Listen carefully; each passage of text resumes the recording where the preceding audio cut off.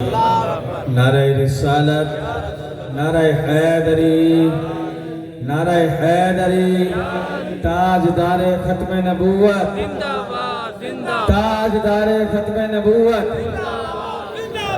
تاجدار ختم نبوت، تاجدار ختم نبوت۔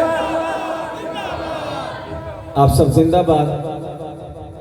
آپ کے سامنے جملہ ٹائم ہماری کوشش رہی کہ ہم نے مہمانان سب کو ٹائم دیا، بس آخر کے اندر موجودہ فی زمانہ حال آج سے چند دن پہلے سپریم کورٹ کا ایک بہت افسوسناک فیصلہ آیا کہ جس میں دوبارہ وہ کیس سنا گیا، نظر ثانی کیس، مبارک ثانی کیس، کہ جو قادیانیوں نے دائر کیا تھا اور انہوں نے آئین پاکستان کو چیلنج کیا۔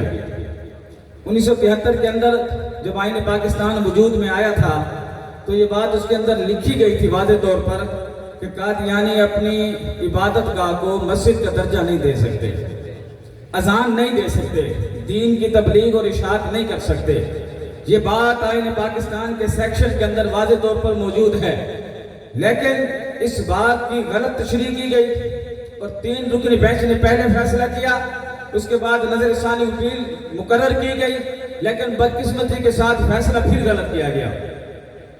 میں آپ سب کی طرف سے، امت مسلمہ کی طرف سے یہ بات واضح طور پر کہنا چاہتا ہوں کہ اس میں کوئی شک نہیں، یہ دھرتی اس میں جو چاہے رہ سکتا ہے، اس ملک میں جانوروں کو بھی رہنے کی اجازت ہے، لیکن ہمارا مطالبہ صرف ایک ہے، کتا اگر کتا ہے تو کتا بن کے رہے، گدھا گدھا ہے تو گدھا بن کے رہے۔ ہم ناپاک کو پاک کہلوانے کی اجازت نہیں دیں گے۔ ہاتھ کھڑے کر کے کہہ دو، قادیانی مرتد ہیں، غیر مسلم ہیں، اس میں کوئی شک کی گنجائش باقی نہیں ہے۔ فائز عیسیٰ ہو یا کوئی ہو، دنیا کے اندر کوئی ایسا پیدا نہیں ہوا، یا تو ہم رہیں گے یا ان بے ایمانوں کا فیصلہ رہے گا۔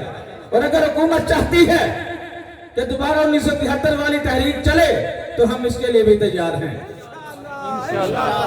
ہم مہنگائی برداشت کر رہے ہیں، ظلم ناانصافی برداشت کر رہے ہیں، لیکن رب کعبہ کی قسم ہمارا بچہ ناموس رسالت پر قربان ہونے کے لیے کل بھی تیار تھا، آج بھی تیار ہے۔ اس میں کوئی شک باقی نہ رہے۔ اور بالخصوص میں ملک پاکستان کے سب سے طاقتور ادارے آرمی چیف سے گزارش کروں گا کہ اصل طاقت کا مرکز آپ ہیں، حکومتیں بنانا گرانا یہ سب آپ کے ہاتھ میں ہے۔ اب یہ بات بچہ جانتا ہے اور آپ جو چاہیں ججوں سے فیصلے بھی لے سکتے ہیں۔ خدا را اس قوم پر رحم کرے، یہ ملک بنا تھا کلمے کے نام پر۔ پاکستان کا مطلب کیا، دستور ریاست کیا ہوگا، لیکن معذرت کے ساتھ آج جو اس غلط فیصلہ جو دیا گیا، اس کی جو غلط تشریح کی گئی اور کہا گیا جو آزادی اظہار رائے ہر شہری کا حق ہے، میں کہتا ہوں آزادی اظہار رائے ہر شہری کا حق ہے، لیکن اظہار وہی کرے جو وہ ہے۔ وہ غیر مسلم ہے تو غیر مسلم کہلوائے، ہمیں ان کے رہنے پر شک نہیں، ان کی تبلیغ پر شک نہیں۔ وہ لعنتی غیر مسلم ہیں آئین پاکستان کے مطابق، قرآن پاک کے مطابق، تو وہ خود کو غیر مسلم کہلوائیں، غیر مسلم بن کر رہیں۔ ہمیں ان کے رہنے پر، ہمیں ان کے یہاں پر مرنے پر کسی قسم کا کوئی اعتراض باقی نہیں ہے، لیکن وہ اگر پہچان چھپائیں گے، سادہ لوگ مسلمانوں کو گمراہ کریں گے، اس کی نہ اجازت ہمارے بڑوں نے دی ہے، نہ الحمدللہ ہم دیں گے۔ انشاءاللہ اس میں کوئی شک میں باقی نہ رہے۔